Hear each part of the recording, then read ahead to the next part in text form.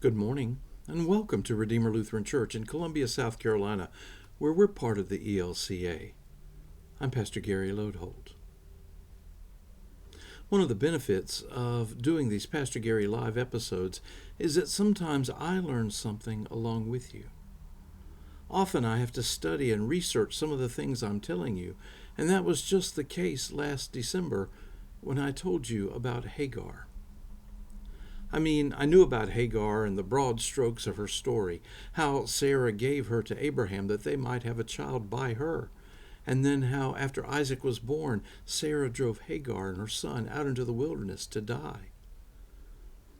There in the wilderness, Hagar prayed, and eventually she and the boy were restored into Abraham's household.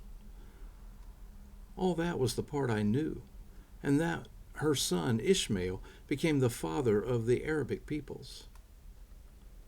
What caught me by surprise was that Hagar was the first person to actually call on God by name, and she called God El Roi, a name that means God who sees me. There, forlorn, forsaken, alone, with no hope, she cried out to God, trusting that God sees her in her plight, takes notice of her, and acts to save. It's a powerful image because so often we need God to see us, to take notice of us, to act for us. There are beautiful insights like that all over the Bible, passages and verses that speak profoundly in our lives. Unfortunately, far too often we overlook them. We have important verses we know and we cling to, and these do speak powerfully in our lives.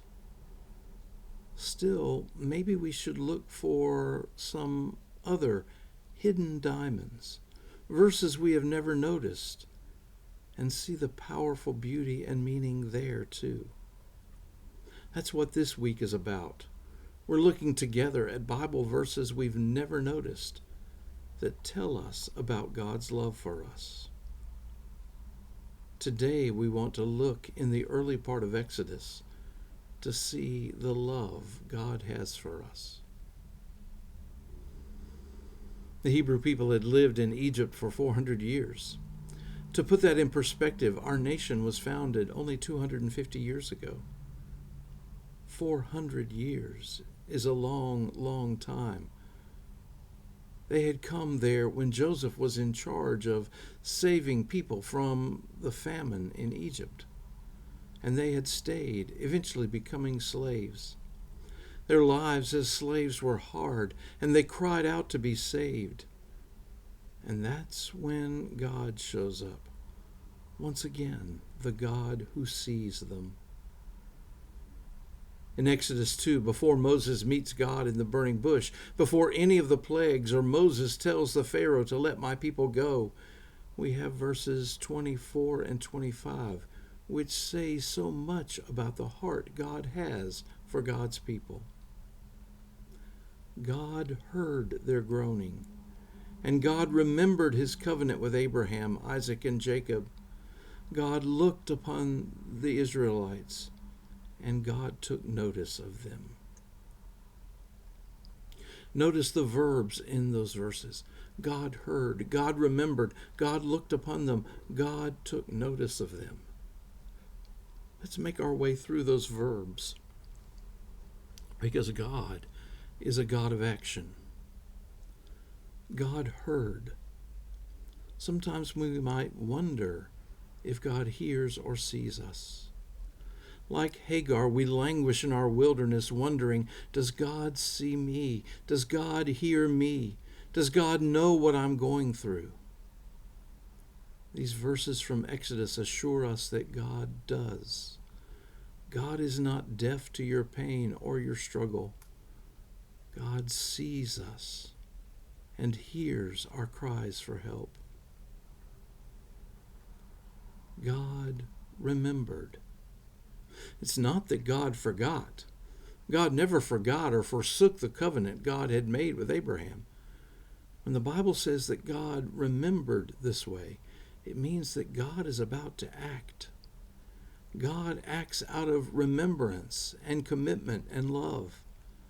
Just so God has given that kind of remembrance and commitment and love to us and acts on our behalf. God looked upon them. It's just what Hagar prayed for.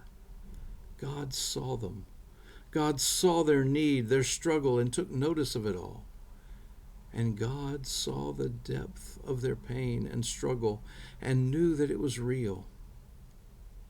Just so God sees us in our own struggles too.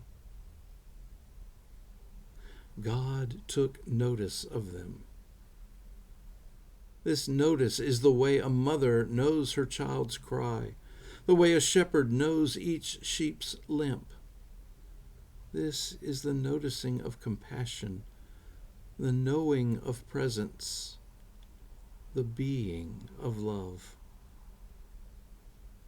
These 4 verbs are the way God relates to us now. God heard, God remembered, God looked upon them, God took notice of them. Take heart. Those are the verbs of God for us. Thanks for sharing these moments with me, and remember to let this day belong to God.